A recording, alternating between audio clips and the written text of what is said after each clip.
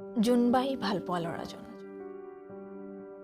মনত আছেনে বাৰু সকলোৰে জোনবাই ভাল পোৱা ল'ৰাজন? সেই যে নিসংগতাৰ সতে আলিংগনত ব্যস্ত হৈ সমাধান কৰিছিল জীৱনৰ অংক জংক পংকৰ খেলখন। খেলিছিল লুকা-ভাকু, সপোন আৰু দিঠকৰ সতে উমলি ফুৰিছিল।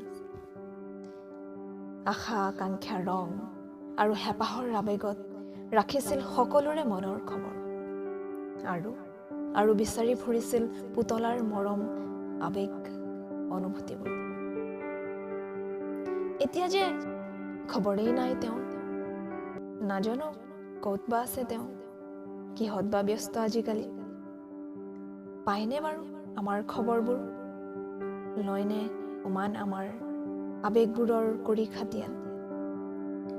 সাঁচি ৰখা মৰমবোৰ যে এতিয়া সৰাপাত হ'ল, তেওঁক লগ নোপোৱা যে বহুদিনেই হ'ল।